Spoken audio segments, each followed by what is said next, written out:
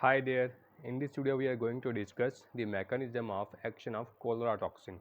So, cholera toxin, which leads to the diarrhea. Cholera toxin leads to the diarrhea. It works by activation of persistent activation of adenylate cyclase enzyme. And what does this enzyme do? This enzyme converts ATP into the cyclic AMP. So, cholera toxin activates adenyl cyclase enzyme, leads to the production of cyclic AMP, and this cyclic AMP in turn activates protein kinase A enzyme, and this protein kinase A enzyme leads to the phosphorylation of cystic fibrosis transmembrane regulator protein, and this activation of this channel leads to the efflux of chlorine into the intestinal lumen, and this efflux of chlorine leads to the accumulation of water into the intestinal lumen and leads to the diarrhea. So, how this cholera toxin is working? Cholera toxin lead to the persistent activation of adenyl cyclase enzyme. This persistent activation lead to the production of cyclic AMP.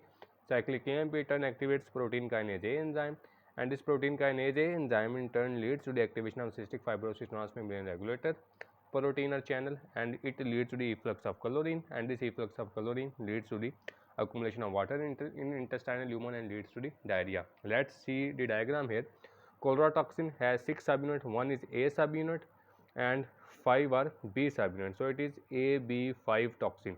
It binds to its ganglioside receptor here. Then it is endocytosed in the form of vesicle.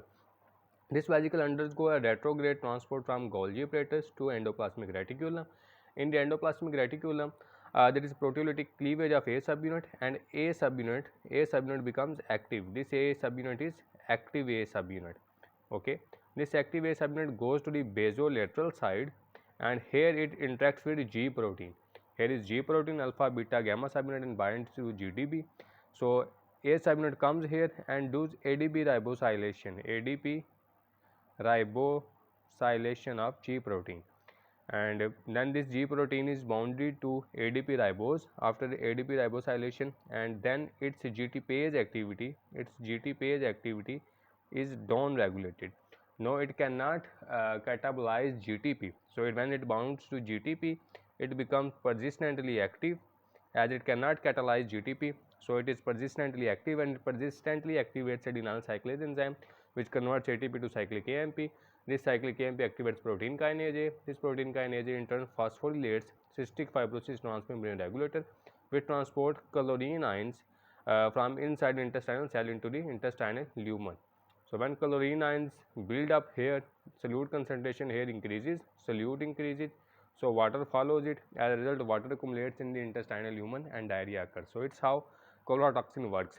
It bound to its receptor, retrograde transport from Golgi to endoplasmic reticulum, then proteolytic activation in endoplasmic reticulum.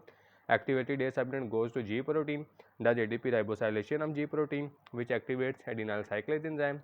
Adenyl cyclase enzyme formates the cyclic AMP. Cyclic AMP activates protein kinase A, which phosphorylates cystic fibrosis transmembrane regulator and leads to the efflux of chlorine, which leads to the accumulation of water in the intestinal lumen.